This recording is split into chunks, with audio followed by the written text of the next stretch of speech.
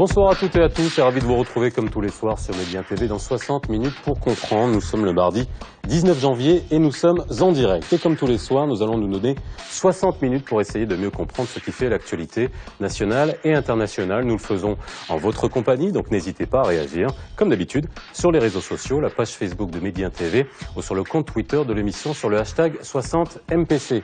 Avant que je vous présente les invités de ce soir, je souhaiterais, au nom de toute l'équipe de 60 minutes pour comprendre, présenter toutes nos condoléances à Leïla Alaoui. Hier même sur ce plateau, nous analysions et commentons les attentats de Ouagadougou et nous avions appris dans la soirée le décès de Leïla Alaoui. Nous avons une pensée très émue pour sa famille ainsi que pour toutes les victimes de cet attentat et toutes les victimes des attentats à travers le monde. Les invités qui ont accepté d'être avec nous ce soir sont Raja Mejjati Alami, vous êtes économiste sociologue. Bonsoir, merci d'avoir répondu à notre invitation. Faisal Faqih, journaliste au sein du quotidien L'Économiste. Et enfin, Mki Zoueoui, vous êtes économiste et professeur à l'université Mohamed V de Rabat Agdel.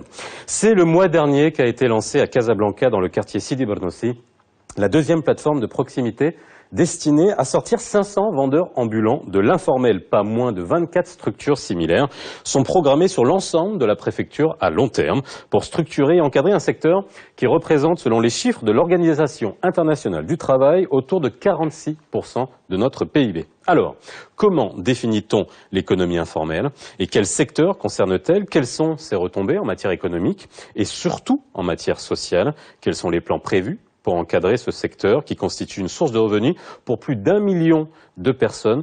Peut-on résorber l'informel? Économie informelle entre nécessité et illégalité, c'est le titre de l'émission de ce soir.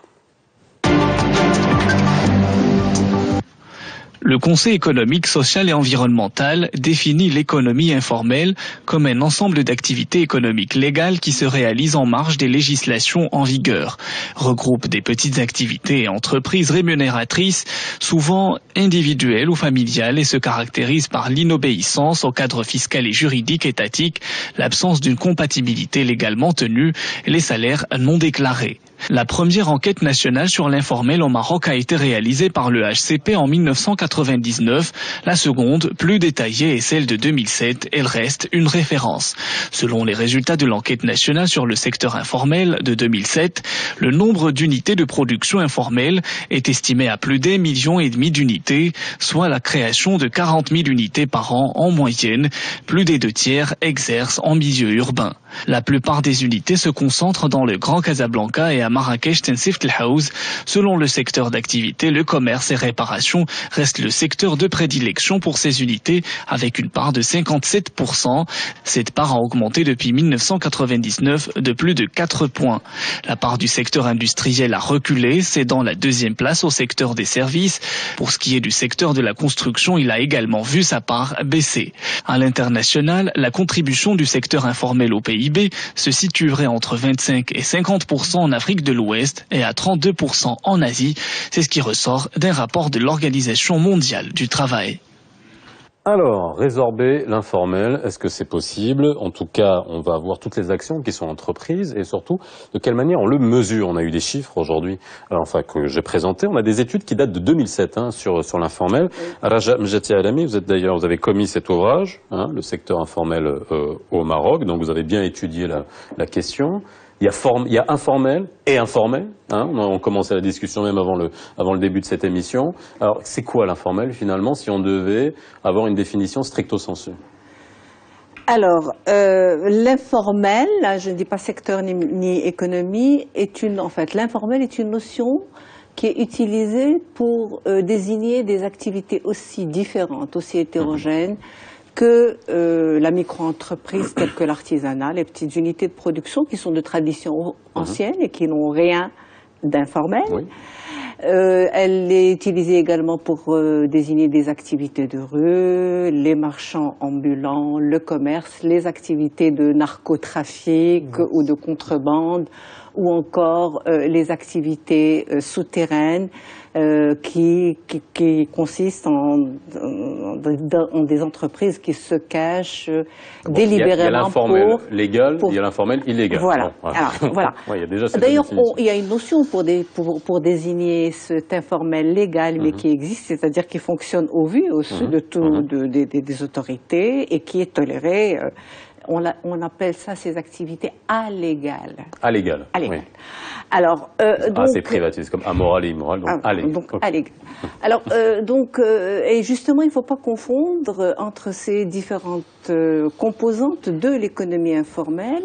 Ce dont on va parler aujourd'hui, c'est le secteur des petites et micro-entreprises, effectivement, qui ne transgressent pas délibérément la réglementation, qui fonctionnent au vu et au su des autorités au grand jour, sans poser d'énormes problèmes. Alors, ce secteur est hétérogène, bien évidemment. C'est un secteur composé, pour la grande majorité d'activités de survie, et pour une autre composante beaucoup moins forte d'activités dont le système organisationnel et les caractéristiques se rapprochent des entreprises du secteur moderne, mais qui sont très peu nombreuses. Ce secteur, selon le HCP, est défini, je prends cette définition-là parce que effectivement c'est le HCP qui a réalisé vraiment les grandes enquêtes très très lourdes. Selon le HCP, le secteur informel est constitué de micro-entreprises de production de services et de commerce qui ne disposent pas d'une comptabilité en bonne et due forme. C'est le critère. L'Organisation internationale du travail donne une autre définition beaucoup plus large, mais disons par rapport au Maroc, on peut dire que c'est des activités qui fonctionnent à petite échelle, avec peu de capital, avec une main-d'œuvre familiale, un apprentissage qui se fait sur le tas et qui parfois fonctionne selon des logiques anciennes. Alors, on reviendra sur les principales caractéristiques, mais le poids de l'informel que j'ai donné tout à l'heure, 46% du PIB. Je crois qu'avant de revenir, avant d'aborder la question du poids, qui est une question fondamentale pour voir son évolution, c'est ça, c'est dynamique. Revenons un petit peu sur ce concept même parce qu'il est important de le comprendre, pour éviter toute confusion, parce qu'on parle d'illicite, d'illégal, souterrain, etc. Donc, alors, le concept de secteur informel ou d'emploi informel est apparu pour la première fois dans les années 70. Il a été discuté théoriquement par un certain nombre d'économistes, de statisticiens. Et il a fallu pratiquement 2 décennies pour passer du concept à sa mesure. C'est ça la difficulté. Et la communauté internationale, parce qu'il faut bien comprendre qu'il y a un comité de statisticiens et le BIT, une des branches des agences de l'Organisation des Nations Unies qui s'occupe de la question de l'emploi, celle qui coordonnait ces travaux. Ces statisticiens et économistes ont obtenu une définition internationale, normée, qui est normalisée, parce que pour qu'il puisse y avoir comparaison, évidemment, il faut qu'on ait la même définition. Et qui a établi une distinction assez claire, très claire même, entre l'informel dont on va parler tout le long de cette émission et l'illégal ou l'illicite dont on ne va pas parler, qui ne fait pas partie de l'enquête du HCP, ni des enquêtes à travers le monde pour des raisons multiples. On ne connaît pas beaucoup d'ailleurs. Et qui on va pas parler de trafic de drogue, donc qui est de toute façon illégal par essence. On ne va pas formaliser le trafic. Des choses. Et puis une exclusion. Enfin, ici, il faut bien savoir qu'on a exclu volontairement l'agriculture de ce champ d'observation. Donc c'est une des enquêtes hors agriculture, parce que l'agriculture, dans sa quasi-totalité, consiste en l'informel, en dehors de quelques grandes exploitations. Donc, et en plus, les problématiques sont très différentes. Oui, parce que ce sont des travailleurs occasionnels qui ne sont très peu déclarés à la CNSS. Alors, mais bon, il y en a un. De cela, on est passé finalement donc une fois que cette définition a été, donc il y a eu un consensus, on est passé aux méthodes d'enquête. On a fixé les méthodes d'enquête qui ont été normalisées à la fin des années 80. Et la méthodologie, la difficulté essentielle, c'est l'identification de ces unités de production informelle. C'est ça le plus dur. Alors, c'est là où il y a eu une innovation sur le plan, je veux dire, statistique, entre statisticiens et économistes. On a procédé en 2 temps. On a d'abord utilisé l'enquête sur l'emploi. qui a un échantillon extrêmement large. Au Maroc, c'est 60 000 ménages qui sont enquêtés tous les ans. Et qui permet d'avoir le taux de chômage. Exactement. Oui. Et qui a permis, avec un questionnaire spécial, d'identifier les unités de production informelles au sein de ces ménages. Une fois qu'on les a identifiés, on est passé à une deuxième phase qui consiste en l'enquête proprement dite, avec un échantillon considérable. C'est l'enquête de 2007 a enquêté auprès de 11 000 unités de production informelle. Donc c'est ça le substrat, et c'est à partir de là qu'une enquête d'une très grande richesse, mais dont on ne voit pas beaucoup l'écho, dont peu de gens s'emparent de la chose, en dehors de quelques rares chercheurs, rares journalistes. Elle est d'une richesse tout à fait considérable, ce qui fait dire même à certains économistes qu'aujourd'hui on connaît mieux le secteur informel, tel qu'il était défini, que le secteur formel. Voilà, en deux mots, Quand le on recadrage. quand on voit son poids, on se dit que c'est quand même nécessaire. Non, mais on a fait une avancée considérable en termes de connaissance du secteur. Parce qu'avant 1999 au Maroc, chacun avançait à la petite cuillère. Et puis finalement, il n'y avait aucune base scientifique pour dire, voilà, aujourd'hui, enfin, je ne sais pas que la discussion est close, mais ce qui fait loi, c'est l'enquête du HCPI. Alors jusqu'à présent, on a eu 2 enquêtes. Et la 3e a eu lieu déjà en 2013-2014, mais on attend encore les résultats qui, on m'a dit que dans un mois, c'est un peu dommage, on aurait eu cette émission. On la refera, vous inquiétez pas, c'est un sujet quand même qui est Et c'est extrêmement intéressant pour voir la dynamique. Donc Alors il y a une périodicité à peu près de 7 ans. Oui, Faisal Farkhi, Moi, je ensuite voudrais on juste reviendra bien revenir sûr sur sur une l'évolution. chose qui m'interpelle beaucoup, c'est l'informel en tant que phénomène social ou phénomène économique, entre guillemets. J'emprunte peut-être la formule à notre professeur Mjaté, c'est sur l'idée de l'informel pluriel, c'est-à-dire que, bien entendu, on va faire la distinction entre l'informel et les activités délictuelles, comme par exemple la contrebande ou le trafic, la contrebande de cigarettes, d'alcool et de textiles qu'on a par exemple au niveau de la frontière Est. Mais il y a aussi, je pense aussi qu'il y a quelque part, il y a eu une évolution qui a fait que certaines activités dites artisanales, on n'a pas su les accompagner pour qu'elles embrassent, on va dire, l'évolution de notre système juridique et économique. Nous avons certes le petit artisan, de Fès, d'Essaouira ou de l'Ayoun, mais ces gens-là, on aurait peut-être, c'est vrai, c'est des artisans, mais on en parlait tout à l'heure hors antenne, hors plateau, pardon, et on disait qu'ils méconnaissaient ce système. Je me demande, est-ce qu'il n'y a pas eu une certaine rupture, entre guillemets, de relationnel entre l'État, l'autorité et ces gens-là? Donc il y a eu peut-être un travail anthropologique à faire et d'amener ces gens-là, ces artisans, à évoluer d'une certaine manière pour embrasser justement le tissu économique et suivre un peu la vague sur le plan. Mais on n'a pas fait ce travail-là. Donc peut-être vous l'avez souligné dans votre ouvrage qu'il y a une méconnaissance du système, comme disent certains artisans. Et moi je voulais appuyer sur ce point anthropologique, on va dire, dans l'évolution de la société, du mécanisme économique et de ces, on va dire, de ces verrous.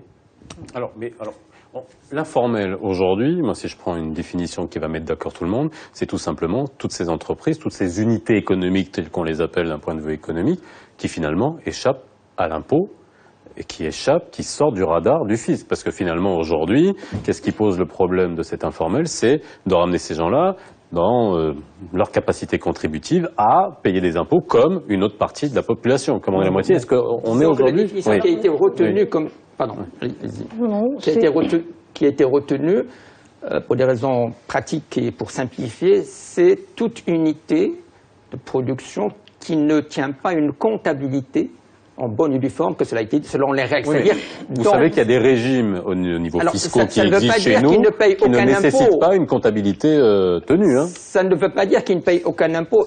20% à peu près de ces unités de production informelles sont enregistrées à la patente. Et certaines même payent la CNSS. Hein, c'est juste pour vous dire. Alors, Oui. c'est extrêmement complexe de faire C'est pour ça qu'on parle d'informel pluriel, justement, dans la mesure où on n'est plus dans l'informel pur et dur, si j'ose dire. On est plutôt dans l'informel du formel, c'est-à-dire on est dans la sous-facturation, dans la fraude fiscale, dans la non-déclaration Ça, c'est autre chose. de Là, cotisations sociales. On va bien faire la différence. Oui, Parce que ce justement, souligne pour le parler professeur va de exactement ces dans ce- expériences pilotes, notamment à Ouais. Sidi Bourgogne aussi, pour qu'on y arrive et qu'on comprenne, parce que là, on parle de marchand ambulant. C'est-à-dire, juste pour qu'on visualise bien, on est tous marocains, on va dans la rue, on va tous dans les sorts, on va dans la rue, on voit tous ces marchands ambulants. Alors, il y a ces marchands ambulants qui sont dans des situations quasiment de survie, comme vous l'avez dit. Il y a d'autres unités qui font quand même du chiffre d'affaires, mais qui finalement ne contribuent pas à l'impôt comme ils le devraient, parce qu'on paye une taxe professionnelle une fois par an, sur la base après, sur son chiffre d'affaires qui n'est pas déclaré. Et puis après, il y a tout ce phénomène de gens qui sont dans le formel, mais qui après, on parlera de fraude fiscale, mais ça, on en a déjà beaucoup parlé. De la fraude fiscale, Voilà. parce que là, vous avez, à travers votre définition, c'est ce qu'on appelle dans le jargon économique une définition légaliste. Oui. C'est-à-dire que c'est l'absence de réglementation ou l'absence du rapport au fisc qui définit l'informalité. Or, l'informalité a défini par d'autres critères. Oui. Les premiers travaux du Bureau international du travail se sont intéressés essentiellement à la petite entreprise. D'autres se sont intéressés à l'économie populaire, notamment les travaux en Amérique latine, etc. Je ne vais pas revenir trop là-dessus parce que c'est trop compliqué, mais on ne peut pas définir l'informel uniquement à travers le prisme de la réglementation fiscale puisque effectivement, alors je voudrais juste, avant d'aborder cette question, donner quelques flashs sur ce que c'est que cette économie, quelques indicateurs importants. Bon, ça a été dit dans le reportage, c'est 14% du PIB. Ah non, beaucoup C'est plus. 39, On est 46, non non, je ne crois pas. On est à 14% Je ne crois pas. du PIB. C'est 14% uniquement, du je PIB. crois qu'il y a eu une erreur, c'est D'accord. 14% du PIB, selon le HCP. Là, Selon le HCP. donc je sais pas, c'est pas du tout mes chiffres, les grands chiffres, mais c'est des chiffres à prendre avec beaucoup de précaution parce que les méthodes de mesure diffèrent d'un pays à l'autre. Oui, parce que j'ai quand même dans des pays européens, et même en Suède, qui a quand même une économie extrêmement encadrée, on parle de 9% de la part de l'informel. Oui. Alors, c'est sûrement sous-estimé. C'est le black, c'est-à-dire en gros, voilà. Oui. C'est par définition, c'est des activités difficiles à mesurer qui échappent à la visibilité. Par définition. Donc, par définition. Donc, c'est des chiffres à prendre avec beaucoup de précaution. En revanche, il y a des chiffres qui sont très caractéristiques et pertinents. Le secteur informel, c'est quand même 70% de l'auto-emploi. 75% des travailleurs dans le secteur informel sont des travailleurs de l'auto-emploi. Or, l'auto-emploi, il ne faut pas se faire d'illusions, ça répond à des impératifs de survie et très souvent, on s'insère dans l'auto-emploi comme palliatif au chômage. Donc, ceux qui ne trouvent pas d'activité ou comment s'insérer. Voilà. Donc, effectivement, parce qu'on dit que l'informel est choisi. Quand on voit que c'est 70%, 75%, c'est de l'auto-emploi, eh bien, on se pose des questions. Est-ce que c'est réellement choisi ou un choix subi? Donc, alors c'est un chiffre. En revanche, les micro-entreprises qui disposent de plus de 5 emplois représentent 2%. Ce qui est pratiquement epsilon. Donc on voit bien la grosse masse. De quoi est composé l'informel? Il ne faut pas se faire d'illusions sur où le choix. Alors, autre chiffre intéressant et autre dynamique importante qu'il faut soulever, c'est qu'il y a, au fil des enquêtes entre 1999 et l'enquête de 2016, on a réalisé qu'il y avait une dynamique de prolifération des micro-entreprises. 50% des entreprises du secteur informel ont été créées entre 1999 et 2007, entre les deux. C'est énorme, même si la tendance existait au préalable, que 50% des entreprises soient créées. Ce qui a proliféré aussi, c'est les activités de commerce, le bâtiment et les services. Alors c'est le commerce, par définition, sont des activités qui sont peu exigeantes en capital et en qualification particulière. Alors que les services relativement un peu plus quand même, le bâtiment. Et en revanche, les activités de petite production, les activités industrielles ont connu le même mouvement de baisse que l'industrie formelle, l'industrie des grandes entreprises. Alors, je vais vous poser la l'industrie question, crée oui. des emplois. Oui. L'industrie Alors, crée des emplois. Faisal Je voudrais Fahmy. juste ajouter une chose, c'est que par rapport justement à cette caractéristique de l'auto-emploi à hauteur de 75%, l'informel, c'est beaucoup aussi dans le... Il a une caractéristique citadine, c'est-à-dire à peu près les deux tiers des activités se concentrent dans les villes, enfin, bien évidemment comme des villes comme Casablanca, ainsi de suite, et ce qui s'explique aussi par l'exode rural, par main-d'œuvre peu qualifiée, parce qu'on n'a pas de diplôme, on ne sait pas faire beaucoup de choses, on n'a pas appris un métier. Parfois même, d'après la récente étude qui a été publiée par la Banque européenne de reconstruction et de développement et la Banque européenne d'investissement ainsi que la Banque mondiale, on cite aussi parfois le manque de protection juridique insuffisante, la bureaucratie à titre d'exemple. Donc vous voyez, il y a beaucoup de paramètres qui font que... Mais je pense que si on voulait prendre ou se pencher d'une manière de faire microscopique sur l'informel au Maroc, moi je pense qu'a priori on va trouver beaucoup cette histoire d'exode rural, mais surtout aussi le manque de qualification aussi qui joue énormément, ce qui fait qu'on a surtout des jeunes, je pense qu'il y aura beaucoup de jeunes qui vont se réorienter vers une activité informelle. Alors justement, juste pour venir sur, on a bien vu le poids de cette activité informelle, on a vu le rôle social aussi qu'elle joue, qui est indéniable. Je voulais juste un tweet, je vais mettre un mot entre guillemets quand même, parce que j'aime pas ce terme, mais c'est un tweetos qui nous dit « L'économie informelle a permis au Maroc, je mets des gros guillemets, inutile de survivre, impossible de les convaincre d'arrêter. » Je mets des gros guillemets sur inutile, c'est la mention d'un tweet, même si ce Maroc est loin d'être inutile, bien au contraire, mais c'est... Pour donner une idée de l'ampleur, de l'importance de l'informel, tout à l'heure, dans le reportage, vous avez cité 1,5 million d'unités de production informelle. En 2007, par rapport à 1,2 million, donc il y a eu, entre-temps, en 8 ans, 320 000 unités de plus, presque 40 000 par an, considérable. Ceci en termes d'unités. Mais comme la taille moyenne d'une unité est de 1,4, donc ça se traduit en emploi, donc c'est un chiffre que j'aimerais bien partager, c'est qu'en 2007, on avait recensé 2,2 millions d'emplois dans l'informel, hors agriculture,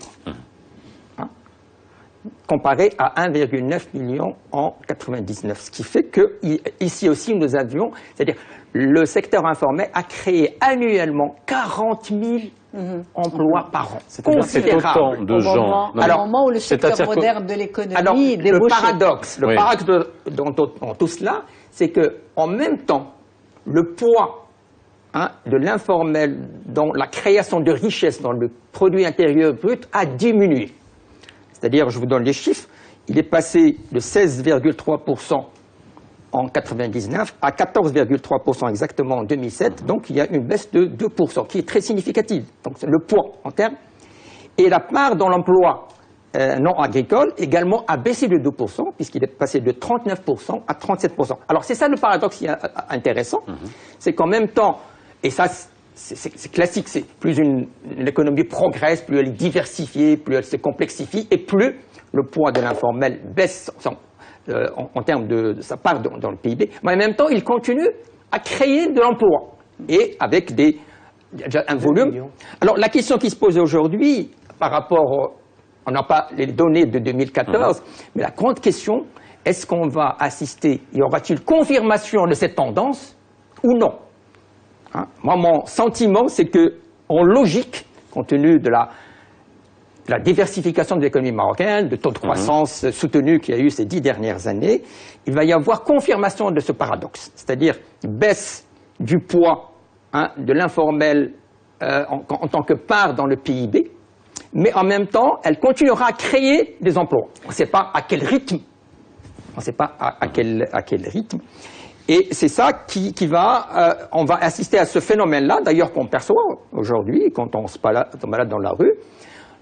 On voit de plus en plus de marchands ambulants, mais d'un autre côté, il faut savoir que la part globale, donc sa contribution dans la richesse générée dans le pays, baisse. Oui. Alors, voilà ce qu'il faut préciser. Alors, c'est une question très intéressante, à mon avis. Parce qu'effectivement, une vision très positive du secteur informel consiste à dire c'est un secteur qui pallie au chômage du secteur moderne, qui peut se substituer à la limite à l'emploi du secteur moderne, créateur d'emplois. C'est un peu mettre des œillères, voilà.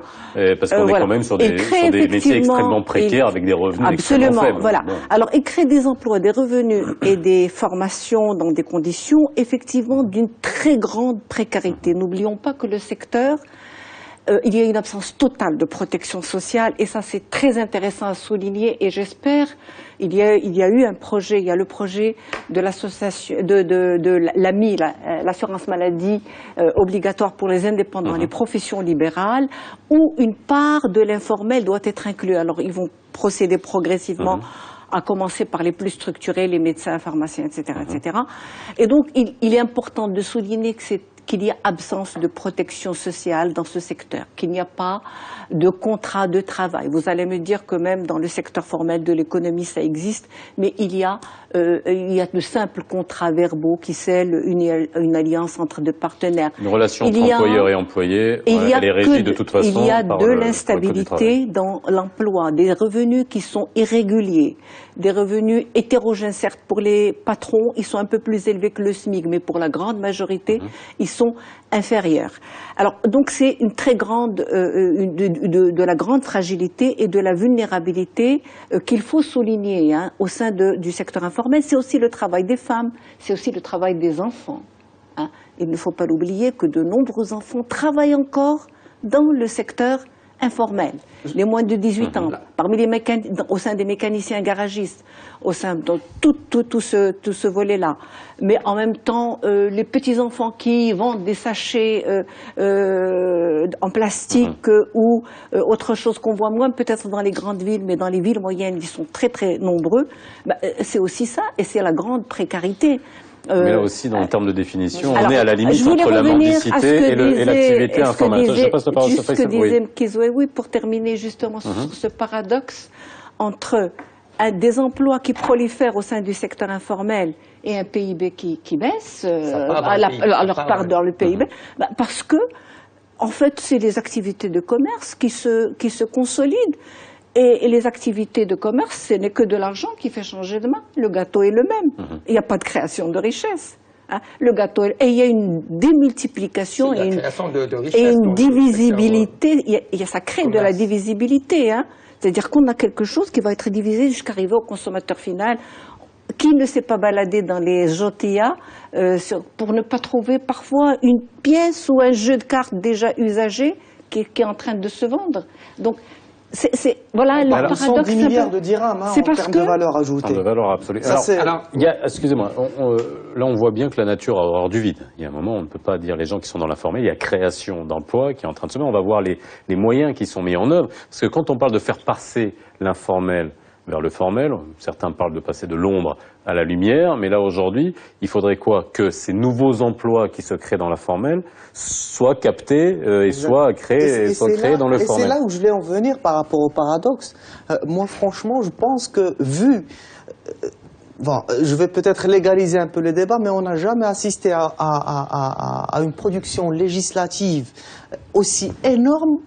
Si on compare par rapport à 2011, on a deux grands temps législatifs, à mon sens. On a eu le protectorat, création de ce qu'on appelait le Maroc moderne, et 2011, avec la constitution de 2011. Depuis, pratiquement toutes les institutions... C'est un sacré raccourci, là. Oui. Non, mais c'est vraiment en termes de production législative, c'est énorme. Oui. Le dernier rapport du secrétariat général du gouvernement, il confirme cette tendance vers je voudrais pas dire de bêtises, mais on est vraiment dans c'est une machine passant. Ce que je voulais dire, c'est que il y a une judiciarisation aussi de la société. Ça, c'est très important à soulever. L'agence judiciaire du Royaume qui défend l'État dans les procès, qu'est-ce qu'elle nous dit? Dans ses multiples rapports depuis notamment 2007, elle nous dit qu'il y a une tendance vers la judiciarisation. C'est-à-dire que le Marocain, il s'imprègne de la loi. Il y a une culture juridique qui est en train de s'installer. Là où je voulais en venir, c'est que justement ce légalisme qui est en train de prendre forme dans notre société, tôt ou tard, il va partir et on est déjà dans le cas de figure, hein, il va partir à la chasse contre l'informel, justement. La dernière loi qui a été adoptée sur l'auto-entrepreneuriat. Alors, on va y arriver, parce qu'on va parler, on va parler des différents moyens. Justement, pour aller jusqu'au bout de mon raisonnement. Avant qu'on ait un différent moyen, on verra ce qui est mis en œuvre. Est-ce que ça peut fonctionner? Et avant qu'on aille à ça, je poserai la question sur, on va dire, toutes les organisations, finalement. Parce que là, on parle des petits vendeurs ambulants, mais il y a des organisations au sein de l'informel, très intégrées, intelligentes et extrêmement organisées. On fait une petite pause, on revient juste après.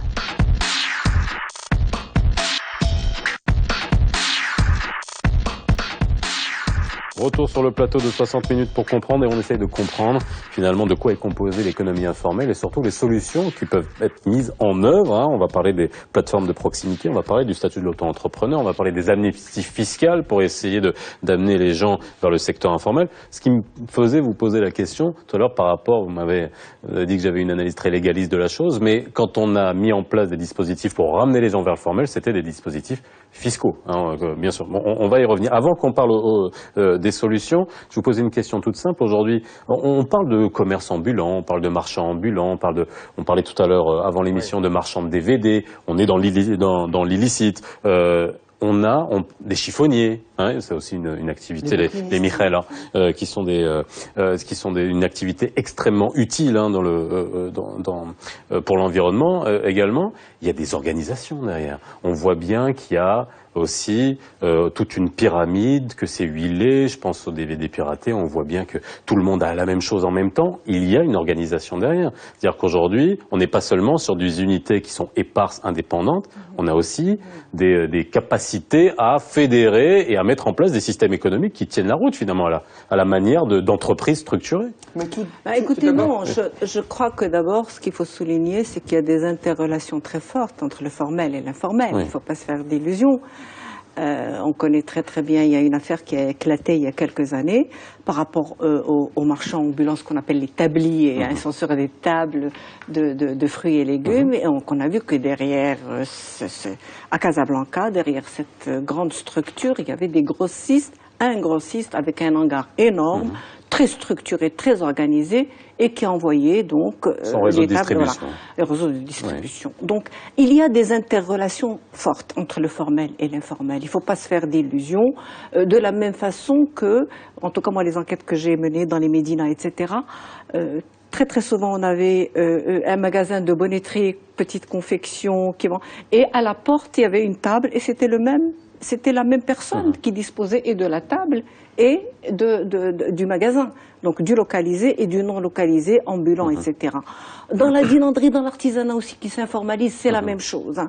Donc les processus de commercialisation pour plusieurs, avec des interconnexions entre le formel et l'informel. Maintenant, pour revenir un petit peu, je ne dis pas que vous avez une vision légaliste, est-ce qu'on peut formaliser l'informel uniquement, formaliser ou une transition, intégrer l'informel dans le formel uniquement à travers cette vision et cette proposition fiscaliste. C'est ça la grande question. C'est la grande question. Le prisme sous lequel ça a été. C'est le prisme où c'est fait même actuellement. Ouais. Le statut de l'auto-entrepreneur, c'est de travers des incitations fiscales. Il n'y a rien d'autre. Il n'y a aucune autre mesure d'accompagnement. Non, je pense qu'il y a aussi la prévoyance, c'est-à-dire les cotisations sociales. Je pense que c'est ça le vrai deal en fait. Alors, on voit juste un reportage, on va pouvoir en parler. On regarde un petit sujet de Tawfik Nasri. On l'a dit, souterraine, noire, illégale, occulte, irrégulière ou encore clandestine, l'économie informelle est considérée comme un véritable obstacle à la croissance du pays. Elle représenterait 14% du PIB. Elle est souvent perçue comme un secteur gangréné par la corruption où la main-d'œuvre est surexploitée, souvent sans couverture sociale. Les agents économiques s'affranchissent de toutes les règles fiscales et administratives. Ils ne procèdent à aucune déclaration d'existence, n'établissent aucune facture et ne s'acquittent d'aucun impôt ni d'aucune taxe. Souvent, ils n'utilisent aucun moyen de paiement doté d'une traçabilité et n'inscrivent pas les salariés à la CNSS. En revanche, l'économie souterraine peut être aussi considérée comme un résultat naturel des pathologies du secteur formel, voire une échappatoire importante aux effets de l'exode rural, un secteur générateur de revenus permettant à une frange de plus en plus large de la population de vivre. Elle absorbe en effet une bonne partie de la main-d'œuvre à la recherche de l'emploi. Pour y remédier, plusieurs mesures ont été prises. Le gouvernement a par exemple lancé plusieurs plateformes de proximité. Il a aménagé un régime fiscal exceptionnel pour les petites entreprises dont le chiffre d'affaires est inférieur à 2 millions de dirhams en les soumettant à un taux réduit de l'IS de 15%. Mais ce n'est qu'un début, beaucoup reste à faire, à commencer par réformer le secteur formel. Voilà, alors on va pouvoir voir les solutions. Alors, l'IS de 15%, c'était les mesures qui avaient été déjà enclenchées. Aujourd'hui, on a changé complètement de type de fiscalité sur l'IS. On est aujourd'hui pas basé sur le chiffre d'affaires, mais sur le bénéfice. Et dans la loi de finances 2016, on a eu des paliers progressifs. C'est ce que demandait la CGEM. Et c'est ce qui sera en place comme mesure au niveau de la loi de finances 2016. Donc, c'est-à-dire pour l'exercice prochain. On est bien d'accord. Alors, les mesures qui ont été mises en place, pour, on va dire, faire passer l'informel vers le formel. On l'a bien vu. On revient encore sur le prisme fiscal. On a vu que ça n'avait pas fonctionné, finalement, lorsqu'on avait mis en place cette amnistie fiscale.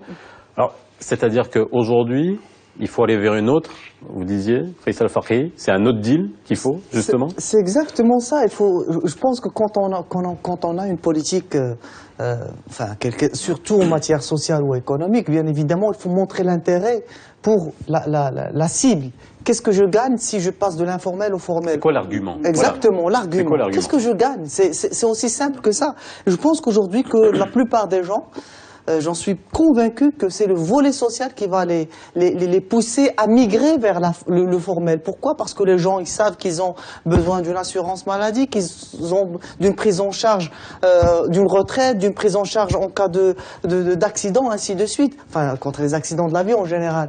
Et lorsque, par exemple, aujourd'hui, les taxistes, par exemple, qui exercent une activité formelle, ils vous disent, nous, on paye les impôts, on fait, mais on n'a pas de couverture. Donc, vous voyez, je pense aujourd'hui que c'est l'argument fondamental, l'argument le plus fort qui existe. Je voudrais juste revenir sur l'histoire des parallèles entre l'informel et le formel. Aujourd'hui, parallèlement justement à la carotte fiscale, il y a aussi un autre corpus juridique en matière de blanchiment d'argent, en matière quand on parle justement de l'amnistie fiscale pour les gens qui veulent migrer de l'informel au formel, il y a aussi la prescription, c'est-à-dire que une prescription de 10 ans. C'est-à-dire qu'on a rallongé, je pense qu'on est passé de 4 à 10 ans, ce qui suppose que le gouvernement, il est très bien conscient que c'est vrai, la carotte c'est intéressant, mais il garde dans la main droite, il a toujours le bâton pour taper très très très fort. Pour mieux voir comment les politiques publiques peuvent remédier à la chose, en quelque sorte, il faut qu'on parle de secteur informel au pluriel et non pas au singulier. Parce qu'au sein même du secteur informel tel qu'il est décrit et appréhendé par l'enquête du HCP, il y a d'énormes disparités. Par exemple, le chiffre d'affaires moyen est de 240 000 dirhams par an en 2007. J'ai eu 240 000 dirhams contre 180 000 dirhams. Mais sachez que finalement, le quintile... 140 000 dirhams, ça fait 20 000 dirhams par mois. Absolument. Ouais. Sachez que le quintile le plus bas, les 20%, qui sont en bas de l'échelle, ont un revenu moyen de 4 900 dirhams par an. Alors que celui qui est le plus élevé va jusqu'à 670 000. Donc, il est évident que le traitement vis-à-vis de quintile supérieur... L'écart type, il est énorme. Évidemment. Celui qui il ne demande pas mieux que de rester là où il est, etc., en dehors du fisc, alors que celui qui est en bas, il voudrait adhérer au formel, parce qu'il est conscient de la précarité de sa situation. Alors ça, c'est extrêmement important. Il faut qu'on prenne l'habitude de parler de secteur informel, au pluriel. Et en plus, le secteur informel, hélas, a une connotation négative. Mais ce n'est pas, à vrai dire, un substitut au formel, mais un complément, tout simplement, parce que dans les nouveaux quartiers périphériques, etc., il n'y a pas d'installation de supermarché, de ceci. Il est évident que la nature ayant horreur du vide, ils vont. Donc c'est un complément. Et la relation que entretient économiquement parlant, en termes de système des prix, entre l'informel et le formel, est extrêmement importante. Les deux font partie intégrante de cette économie. Si aujourd'hui, au Maroc, on a un coût de la vie assez bas comparé à d'autres, tout simplement parce que tous les services qui sont offerts par l'informel sont à des niveaux de prestations, à un niveau de prix bien plus bas que ce qui aurait pu être fait si on avait généralisé, par exemple, le commerce formel. Donc ça, c'est extrêmement... La sous-traitance aussi, qui est utilisée par les entreprises formelles. Alors justement, donc c'est une imbrication extrêmement... Est-ce qu'aujourd'hui, on ne fonctionne pas par ricochet? Est-ce que c'est une bonne chose? Là, je prends aujourd'hui les dispositions. On a bien vu que la Direction générale des impôts va mettre en place la télédéclaration. Elle est obligatoire pour un certain type d'entreprise. En 2017, elle sera totalement obligatoire. Il y a l'instauration de l'identifiant commun des entreprises. Exactement. On demande aux entreprises d'avoir des factures qui soient avec des numéros, des identifiants fiscaux, etc. Est-ce qu'on ne fonctionne pas par ricochet pour que les gens qui sont formalisés dans le formel poussent finalement les sous-traitants, par exemple, dans le bâtiment, dans beaucoup d'autres secteurs, à dire moi je travaille pas avec toi si tu me donnes pas de facture, si tu n'es pas dans l'informel. Est-ce que finalement on n'est pas aujourd'hui toutes ces entreprises qui disent mais on ne tape que sur ceux qui payent, est-ce que finalement c'est pas une manière aussi qui peut fonctionner de dire voilà, on vous utilise vous pour ramener tous les autres vers le formel. Est-ce que ça peut être une chose qui fonctionne? Je continue et persiste et signe que la vision fiscaliste à elle seule ne peut pas être efficace.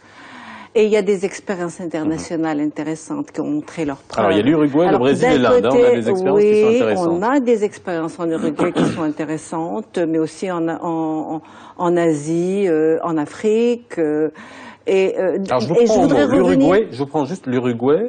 Alors c'est encore une fois, excusez-moi, mais c'est encore une approche fiscaliste, puisqu'on a un système de collecte simplifié, unifié pour les petits contribuables, appelé monotributo, c'est la monotaxe. Ouais. Mais, alors comme on disait le deal, c'est que les personnes qui payent cette taxe unique, bénéficient chaque année, protection ont sociale. le droit aux mêmes prestations de sécurité sociale que tous les autres. Absolument. Voilà, en fait, le deal est là. Voilà. Oui. Et ça fonctionne. Bien sûr que ça fonctionne, bien évidemment. Au Brésil, ce qui est intéressant, c'est que c'est un projet à très grande échelle. Nous, on a des projets, il y a eu des tentatives de formalisation telles que la microfinance, à travers le microcrédit, à travers les activités génératrices de revenus, sans parler maintenant des activités de ce qui est beaucoup plus proche, l'auto-entrepreneur, et actuellement, donc...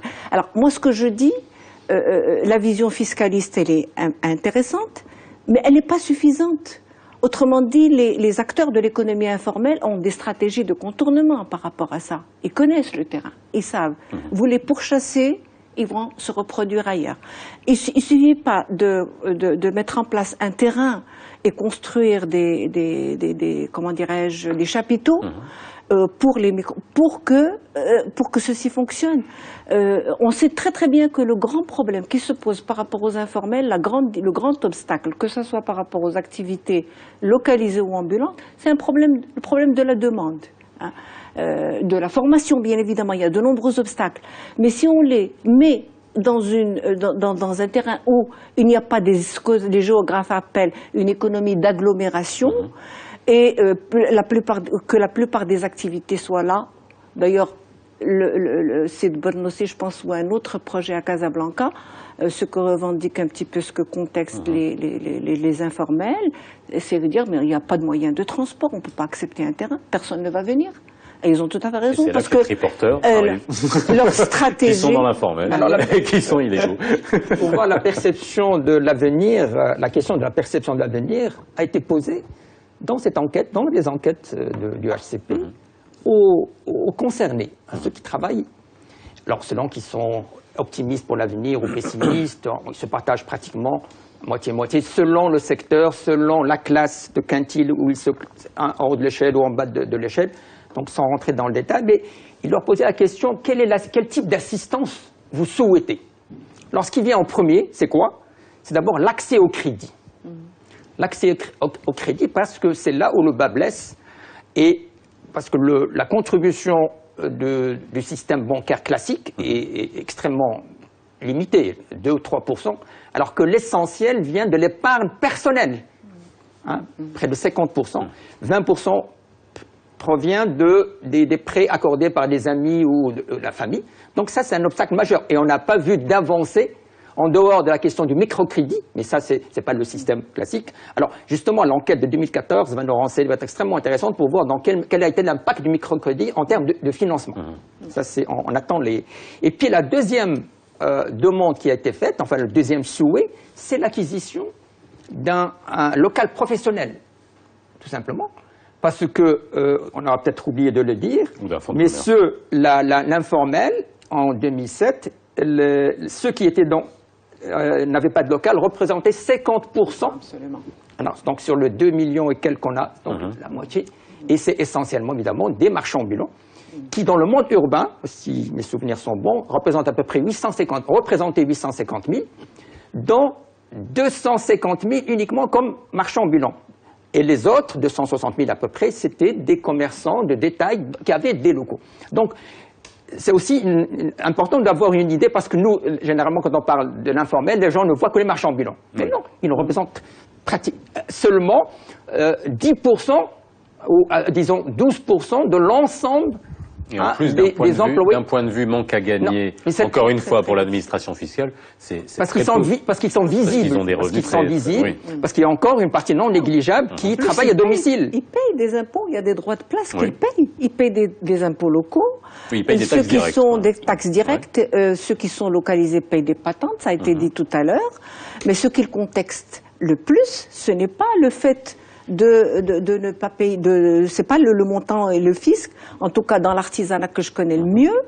Ce qui est le contexte, c'est des formules non adaptées telles que l'impôt forfaitaire, qui s'appuie non pas sur les résultats réels de la production, mais sur une évaluation tout à fait forfaitaire, laissée à la discrétion parfois des agents de l'impôt, etc. Donc, en période de crise, ce système est fortement contesté parce qu'il s'agit d'activités pour la plupart du temps qui sont des activités saisonnières, hein, avec un travail instable. C'est des activités parfois qui font et qui se défont. Moi, je parle même délocaliser. Les mécaniciens garagistes contestent fortement l'impôt forfaitaire parce que il y a des périodes où c'est la période creuse, où ils ne travaillent pas. Ils travaillent pas. L'été, ils travaillent parce qu'il y a des migrants, mais il y a des périodes où ils ne travaillent pas. Alors donc c'est ça ce qui le contexte le plus. Voilà. Donc ils payent une partie des impôts et pas d'autres, comme le secteur formel paie une partie du fisc et pas d'autres. En même temps, ce qu'il conteste, c'est ce système forfaitaire qui est inadapté. Donc, que toute politique fiscale appropriée devrait tenir compte de 3 éléments. D'abord, de l'hétérogénéité du secteur informel. Il faut savoir aller au fiscalisé. Hein. Autant les activités délictueuses sont imposées et autant les activités informelles, eh bien, il faut réfléchir davantage. Ça ne veut pas dire qu'il ne faille pas les imposer. Dans un état de droit, on a, je l'ai dit sur ce plateau la dernière fois, il me semble, il y a des devoirs et des obligations et tout citoyen doit payer ses impôts maintenant. Non, mais il y a le principe aussi qu'il y a ceux qui payent et ceux qui ne payent qui pas. Ne payent pas. Et pour voilà, aujourd'hui même la politique qui est, oui, bon ça c'est autre chose. Mais la politique qui est prônée, c'est justement une équité fiscale. Absolument. Qui fait baisser d'un autre côté la fraude fiscale dans la perception. Absolument. C'est une équation qui est globale. Moi, je pense que il y a déjà, enfin, de par notre discussion, il y a déjà pour revenir au deal, il y a bien évidemment la protection sociale. L'enquête du HCP nous dit que ces gens-là, ils cherchent une stabilité professionnelle dans la mesure où ils n'ont pas de local et ils veulent un local. Il y a l'histoire de l'accès au financement, par exemple. Ça, je pense qu'aujourd'hui, c'est des éléments sur lesquels une politique d'État peut s'appuyer pour aller de l'avant. D'ailleurs, le statut de l'entrepreneur... L'accompagnement pour la maîtrise des marchés. Ils ne maîtrisent pas les mécanismes du marché. Et le statut de l'entrepreneur, il va dans ce sens. Alors justement, le statut de l'auto-entrepreneur, là, je suis sur le site, je suis allé vérifier. Bon, alors il y a on sépare bien les métiers d'artisanat et de production des métiers de service. On est à 500 000 pour les métiers d'artisanat, 200 000 pour les métiers de service. Et finalement, quand on fait le calcul, c'est un impôt qui, au grand maximum, est de 4 000 dirhams par an Donc on revient un peu sur l'expérience uruguayenne, quoi. Uruguayenne, 4 000 dirhams pour le secteur des services et 5 000 dirhams au grand maximum pour une activité d'artisanat ou de production. Donc est-ce qu'on est vraiment dans l'exemple du Uruguay? Moi, enfin, comme vous l'exposez, oui, moi je pense que oui. D'autant plus que il faut dire que, bon, professeur Jaté n'aime pas trop l'approche fiscaliste, mais... non, je dis pas qu'elle n'est pas la seule. Pas suffisante. Oui, s'il n'y a pas d'autres mesures d'accompagnement, tous les projets risquent d'échouer et on a déjà eu l'expérience. C'est pas nouveau. Oui. C'est tout ce que je dis. Je ne dis pas attention. Au contraire, je dis qu'il faut que tout citoyen doit s'acquitter de la fiscalité. Manières d'agir. Mais voilà. Mais aujourd'hui, et ça c'est le directeur général des impôts, M. Amar Faraj, qui le dit, il dit qu'on cible l'informel arrogant et non pas l'informel vivrier. C'est-à-dire, ce sont les gens qui gagnent beaucoup d'argent et qui ne déclarent rien. Et qui ne le déclarent. Ou bien c'est des gens qui sont dans le formel et qui font de l'informel. La sous-facturation, la fraude, ainsi de suite, et j'en passe. Mais ce qui est très intéressant à observer aujourd'hui, c'est en termes de politique d'État, c'est qu'on essaye de trouver cet équilibre entre le plus et le moins. C'est-à-dire, on ne veut pas attaquer, on veut intégrer. Si on intègre, vous êtes les bienvenus. Si vous ne voulez pas, on vous attaque. Pourquoi on vous attaque ? Parce qu'aujourd'hui, apparemment, ça fait qu'on le veuille ou non, il y a toujours, vous l'avez souligné tout à l'heure, il y a un contexte sécuritaire très particulier qui fait qu'il y a beaucoup de flux, financement d'argent. Bon, le bon hasard fait que le Maroc, il a une loi sur le blanchiment des capitaux et le financement du terrorisme. Et aujourd'hui, tous les États du monde, ils sont très très très vigilants en matière de financement sur les flux financiers. Chaque centime qui passe, on doit le détecter. Et je pense que c'est cet exercice-là qu'on est en train de faire depuis pas mal de temps, depuis pas mal d'années, qui fait que l'étau, il va se resserrer sur l'informel qu'on le veuille ou non. Il y a une donnée qui est quand même essentielle. C'est le taux de bancarisation et les transactions en cash. On est encore, aujourd'hui, quoi qu'on dise, toutes les transactions financières, j'avais vu circuler un chiffre, mais bon, on est en termes de transactions en cash, on est bien au-dessus de tout ce qui se fait d'un point de vue la monnaie fiduciaire, bat la monnaie structurale aujourd'hui. Donc aujourd'hui, le taux de bancarisation, c'est extrêmement important pour qu'on puisse formaliser tout ce secteur. Non, je voulais revenir à la question de aussi comment traiter la question sociale, même de la migration du formel vers l'informel. Les marchands ambulants essentiellement qui ont la situation la plus précaire. Hein. Il y a un besoin de reconnaissance de leur métier. Hein. Et ça, on ne le fait pas suffisamment. Et je crois que ces jeunes, ils sont très jeunes, le moyen d'âge est assez faible, ont besoin d'un coup de pouce et, j'allais dire, de reconnaissance pour valoriser leur statut. Pourquoi, à la télévision, on ne peut pas imaginer une émission pour dénicher les jeunes talents d'entrepreneurs, parce qu'il y a des gens absolument géniaux, hein, qui ont dû sortir de l'école, etc., ou n'ont jamais été à l'école, mais qui nous donnent une leçon de courage et d'humilité. Non, et surtout des leçons de marketing. Une leçon de marketing. Parce qu'ils connaissent très bien les besoins des populations et le marketing, c'est bien Pourquoi ne pas, dans une proposition que je fais à votre chaîne, ne pas une sorte d'émission recherche de talent des entrepreneurs itinérants. Et je crois qu'on aurait énormément à apprendre, parce que c'est véritablement une école. Autant l'école, en quel classique, inhibe l'entrepreneuriat, autant l'école de la vie, parce que c'est la débrouille, c'est la survie. Et on a une multitude d'exemples. Et pourquoi ne pas valoriser ceci? Pourquoi? Parce que c'est un statut, il ne faut pas s'illusionner, qui va nous accompagner encore pour les décennies à venir. Et c'est un phénomène mondial, hein, qui n'est pas propre au Maroc. Mais pas seulement dans... Donc, je vous pose une question. À un certain moment... Oui, je vous pose une question sur le miroir. Qui est le consommateur? Parce qu'il a un rôle là-dedans. Le consommateur est demandeur. Un consommateur qui va aller acheter dans une entreprise structurée, il sait qu'il va payer plus cher parce qu'il y aura de la TVA, parce que cette entreprise paye de l'impôt, etc. Alors qu'il sait très bien que s'il va chez un commerçant informel, il va payer moins cher. Est-ce que cette équation-là, on la prend en considération? Il y a des segments, de l'informel qui s'adressent à des segments spécifiques de la population, c'est-à-dire aux catégories à faible revenu. Et il y a à ce moment-là pas de concurrence purement déloyale comme on peut le dire. Maintenant, sur certains autres, c'est-à-dire c'est pas une loi générale. Hein. Il y a des segments qui s'adressent aux catégories les plus pauvres de la population sur les marchés locaux de Taqaddoum, etc. Vous n'allez pas voir, vous allez voir des catégories de la population bien spécifiques qui vont là-bas. Mais ça reste limité. Mais ça reste limité. Alors maintenant, moi j'aimerais revenir, on a imaginé toutes les solutions, fiscalité, mesures d'accompagnement. Moi je dis une chose qui est très importante, ça a été soulevé tout à l'heure, il faut aussi agir sur prévenir l'informel avant qu'il ne se produise et agir donc sur les causes. Les causes, c'est le chômage des jeunes, des diplômés et des femmes. La montée du chômage a été sans précédent ces 3 dernières décennies. Et donc il faut de véritables réformes du marché du travail. Les ruptures scolaires, on sait qu'au niveau du collégial, les ruptures scolaires sont énormes et c'est ces jeunes déscolarisés qui viennent grossir le secteur des activités informelles. Ils sont d'ailleurs de plus en plus scolarisés. Il faut agir sur la pauvreté, la montée de la pauvreté, même si elle a baissé. Il y a eu une montée de la pauvreté durant les années 80 et 90.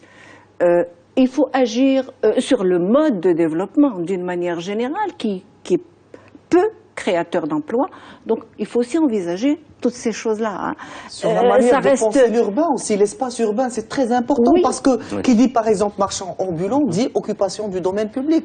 Aujourd'hui, moi je suis, et vous avez d'ailleurs à juste titre souligné le fait que les marchands ambulants ont besoin d'une reconnaissance de leur métier. On peut garder les charrettes, pourquoi pas? Mais bon, des charrettes... C'est l'expérience justement de ces plateformes de proximité. Exactement. Hein, et qu'on pourrait même en faire une sorte d'attraction touristique, entre guillemets, quelque chose qui, par exemple, les vendeurs, enfin, les gens qui vendent de la viande, qui font de la grillade à titre d'exemple. On peut penser, par exemple, à des endroits où on fait que de la grillade et qui servirait aussi d'attraction touristique. C'est exactement jamais fait.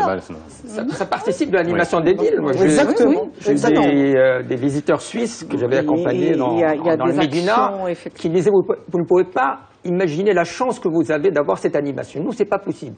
Hein, on est obligé de rentrer dans les supermarchés, etc. Et finalement, les modes de consommation changent.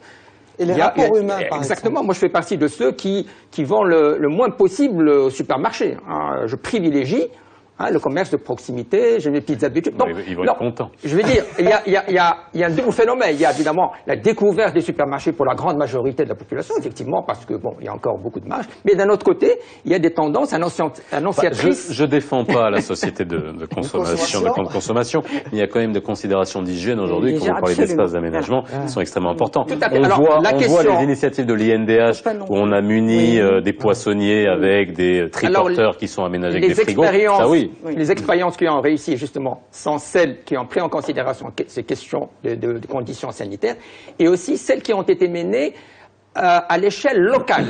Hein, parce que la plupart des programmes qui n'ont pas donné de bons résultats, ils étaient prévus par le ministère du Commerce, etc. Dans des bureaux. Dans des bureaux. Alors, on a construit des milliers de locaux qui n'ont jamais été utilisés, parce qu'ils ont été mal ciblés. Moi, je me souviens très bien, enfin, on connaît tous, en venant de la route côtière, à un certain moment, en venant de Bouznika, il y avait un joli, pendant des décennies. Oui. Alors, un beau jour, la commune a pensé, d'une manière géniale, ils ont construit une vingtaine ou une trentaine de magasins, et chaque fois que je passais, je disais à mon épouse, tu paries que jamais il y aura un seul commerçant qui va travailler parce que ça restera vide. Et 5 ans après, ou 10 ans après aujourd'hui, c'est toujours vide. Exact. Donc, et tout le monde le savait. Mais je voudrais aussi souligner juste une expérience très intéressante, justement, quand on parle parce que finalement, l'histoire de l'informel, c'est l'histoire d'une société, repenser l'espace public, repenser nos activités, nos rapports humains, ainsi de suite. Il y a les femmes qui vendent des escargots, par exemple, sur la corniche casablancaise. Je trouvais que c'était formidable. C'est-à-dire, on leur a donné je sais pas comment on va appeler ça, des carrioles. Des carrioles, avec des numéros, avec un vêtement de travail, ainsi de suite. Et donc, ça fait joli, ça donne envie. Et ça donne envie, ça crée aussi une activité. Et ça valorise. Et ça valorise, certainement. Il faut changer notre Encore mieux s'il y avait une protection sociale. Ah, mais clair, bien sûr, évidemment. Et ça, qui j'espère participent que à le Conramed, projet etc. de Ça, l'AMI va s'adresser à ces catégories. Je vous ai parlé de la bancarisation tout à l'heure, il nous reste vraiment une petite minute. Vous n'avez pas rebondi là-dessus, mais la bancarisation, c'est quand même un élément important également. Tout à fait, tout à fait. Aujourd'hui, les taux se resserrent. Quand on voit les mesures qui ont été dictées, etc., pour les factures, il va y avoir un double phénomène. Mais finalement, il va y avoir l'expérience internationale, parce que finalement, on n'invente pas la poudre. Il va y avoir une obligation, une sorte. Les gens vont être pris entre le marteau et l'enclume. Mais il va y avoir des fuites. Alors, comment traiter les uns et les autres? Là, la question, un peu difficile. Et c'est pour cela que le traitement, de mon point de vue, ne peut être que aujourd'hui, avec l'émergence des conseils régionaux, on va le voir à l'œuvre. Qu'est-ce qu'ils vont faire sur cette question qui est de leur ressort en bonne partie? Et qui est une question de proximité. Et qui est une question de proximité. Et la proximité, notre proximité, c'est celle avec la fin de l'émission. Je suis obligé de rendre l'antenne. Nous sommes en direct. Vraiment, merci beaucoup d'avoir été avec nous ce soir. Je recommande, encore une fois, l'ouvrage votre ouvrage, Le secteur informel au Maroc. Si vous voulez en savoir plus, n'hésitez pas. Excellente soirée sur Média TV. Ne ratez pas la rediffusion. Comme d'habitude, si vous nous avez pris en route, excellente soirée. À demain.